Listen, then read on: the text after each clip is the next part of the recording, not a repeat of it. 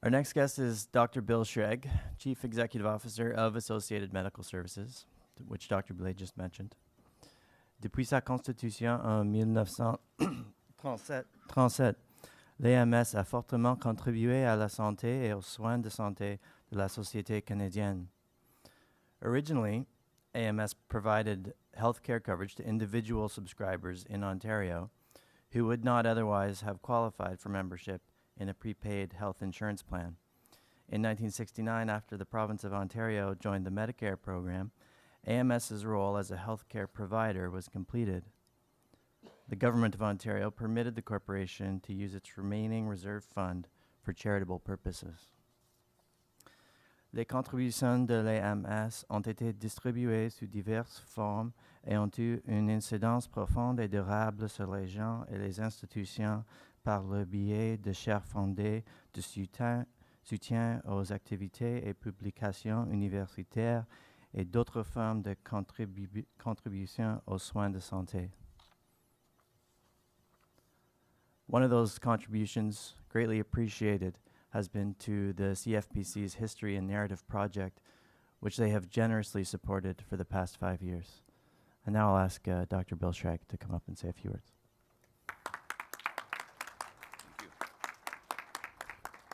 Thank you very much.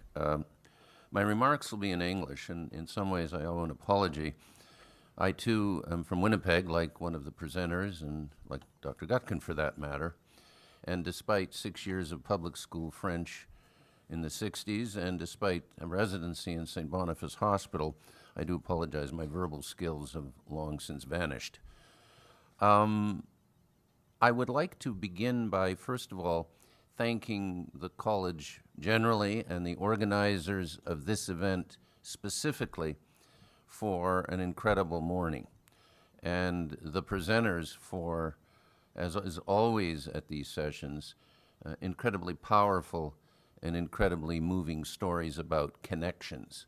And I thank one of the presenters for her emphasis on that word, because I think that cuts to the chase of what this morning is about. A little bit of history, perhaps.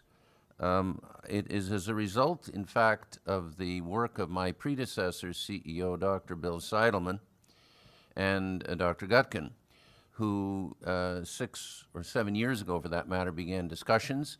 And out of those discussions came this initiative, which we have been very proud to fund and support, in part, for the last 5 years.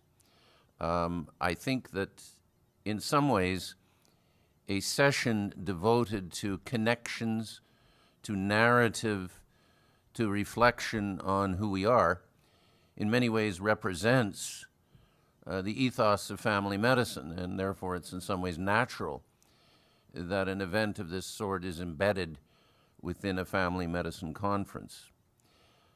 I think, though, that the situation that is reflected in the presentations we heard this morning, the necessity of connection, is something that is indeed far larger an issue and a concern.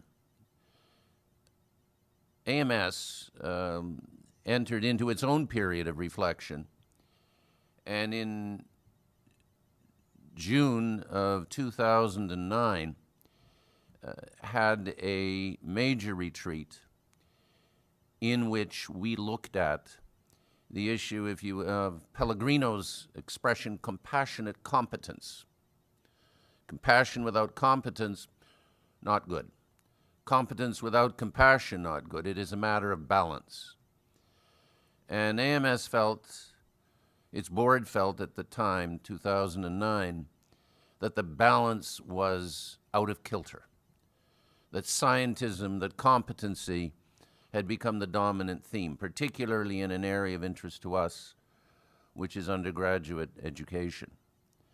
And the kinds of things that we hear today about connectedness, about talking to patients, about the centrality of compassion bonded to competence, but in the right balance.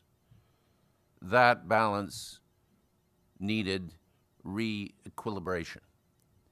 And over the last 2 years, I share with you a story that AMS has, in fact, done a great deal of work, and determined, in fact, that there is a general sense that that is true, that the balance is out of whack, that there's something wrong today.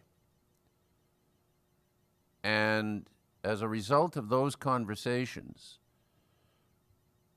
and it reflects back to what occurred here in this entity, bedded within family medicine, that we have launched an initiative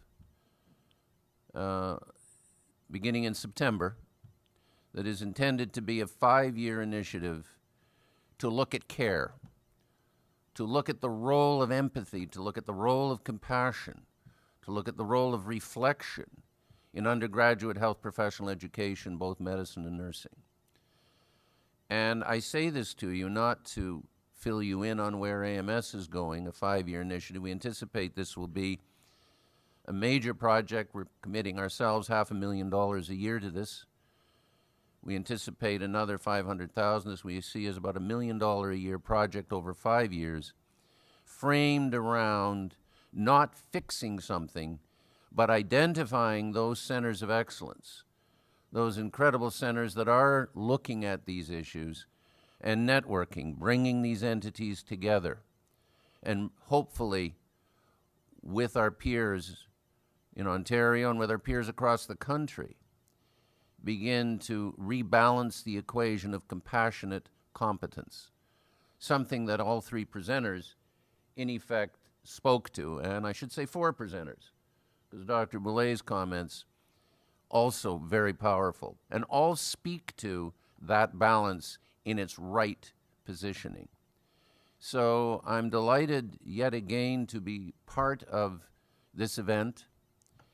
I'm considered a privilege on behalf of the Board of AMS to say to you that we are really delighted to be part of this and to sponsor this event. Dr. Gutkin and I have been in conversation about what the future holds, and I think the future holds optimistic things to follow.